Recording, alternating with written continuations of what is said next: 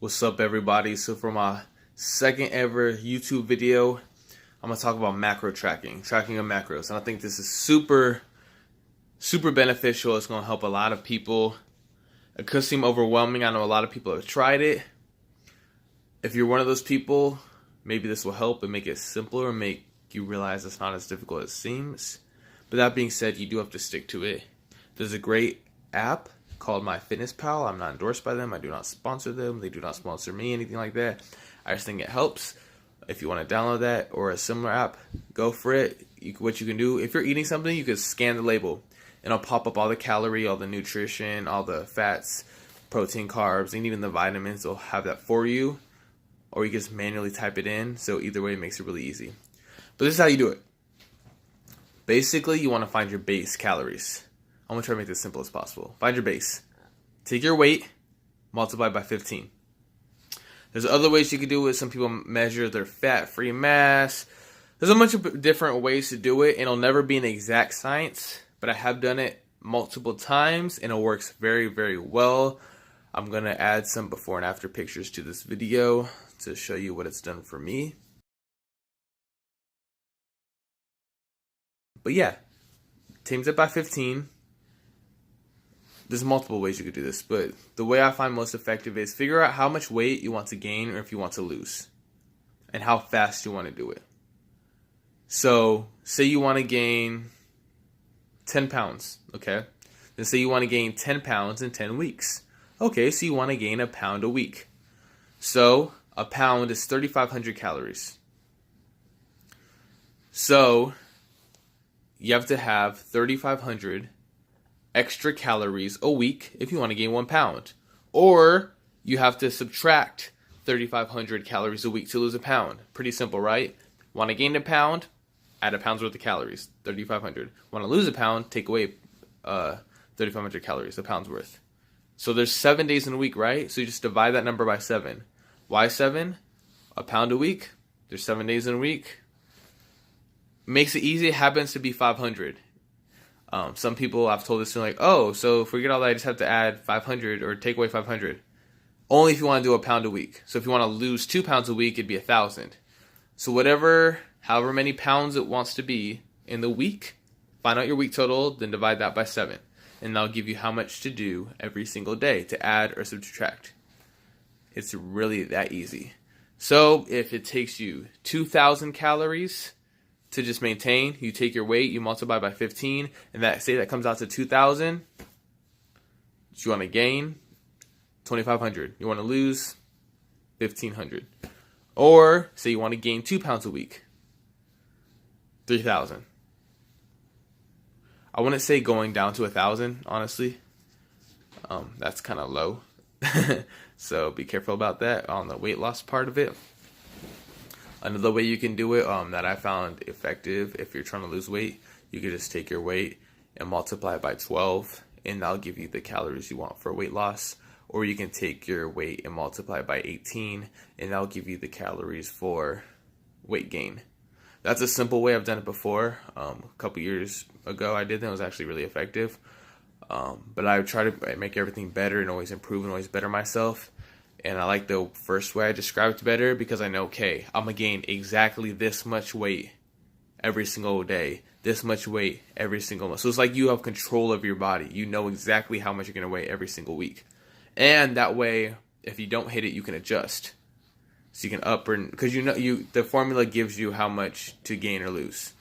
So if you're like, dang, I'm off track, I need to up it and lose 2 pounds this week, you know what the calories is. Or if you've lost too quickly, you're trying to slow it down, you can adjust it. Remember, weight times 15, that gives you your base. 3,500 calories in a pound.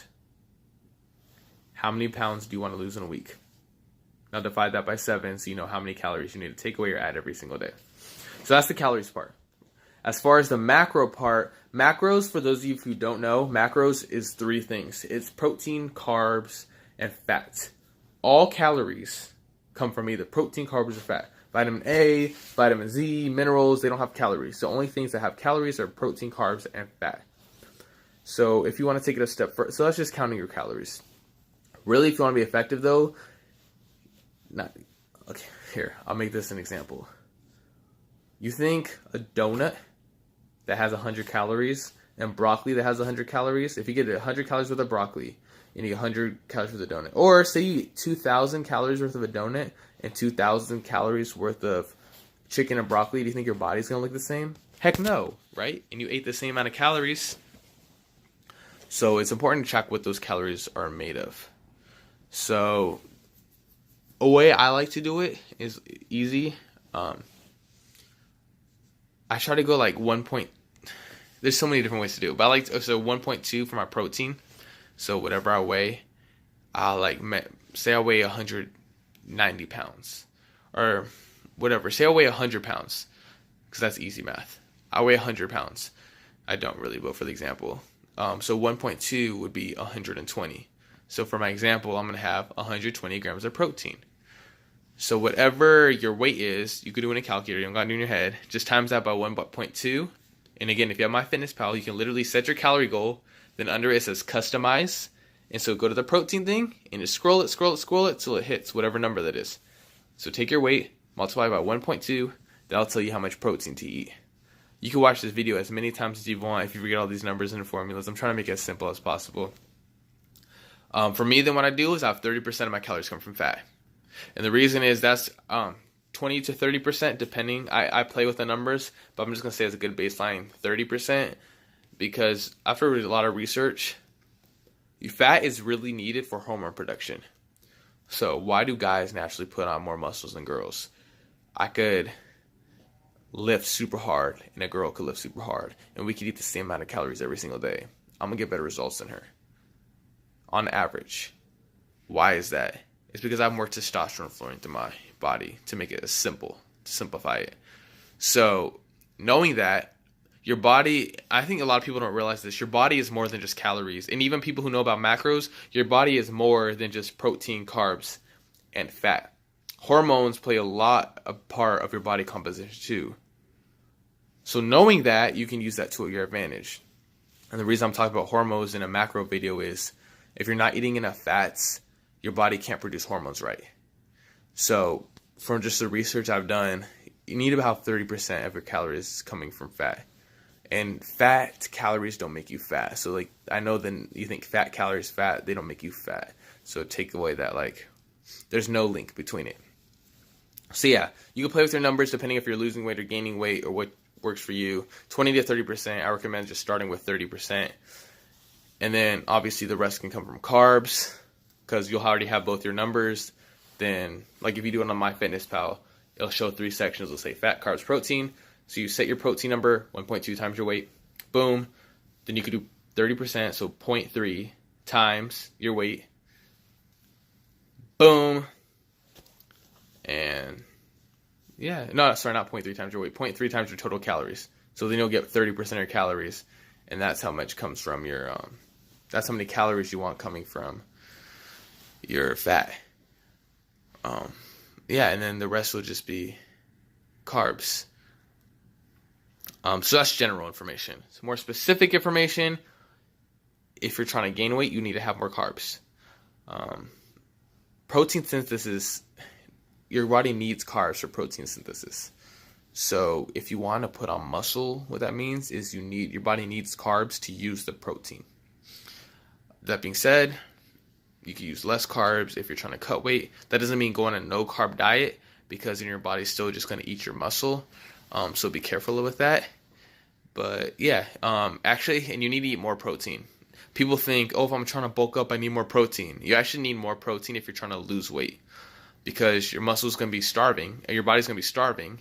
So to make sure that your body doesn't eat your muscle, you need to up your protein. So whenever you're losing weight, up your protein more. So if you want to do it by percentages, again, that makes it really easy in MyFitnessPal. You could just do 40, 30, 30. 40% protein, 30% fat, like I was saying, and then 30% from carbs.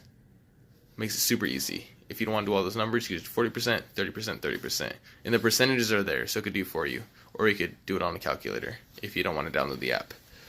But say I'm trying to cut, I might change it to 55% protein, 30% fat, and then the rest coming from carbs. So again, it depends what your goal is. You can play with it, but those give you some base numbers. I try to do, like, if I'm trying to bulk, if you want to do the more specific version and don't just want general percentages, like I said, the 1.2 for the protein, I'll do like 1.8 to 2, 1.8 to 2 range for the carbs. And don't think like if you know, oh, well then I could just double that. Like say you go 4 times your amount of carbs or 4 times the amount of protein. If you're someone trying to put on size, your body can only use so much. You're just going to store that as fat. So good, if you want a specific range, 1.2 is usually pretty good for the protein. If you're trying to cut, you can upload it to change it to 1.4 since you need more protein when you're cutting. And yeah, fat, play with the ranges. So you see what I mean? You can play with the ranges, but knowing those ranges that I just gave you, you can play with it and see what works best for your body. So I hope that helps somebody. If you have any questions, drop them in the comment section below. Again, I'm going to add some before and after pictures. Yeah, hope this helps somebody.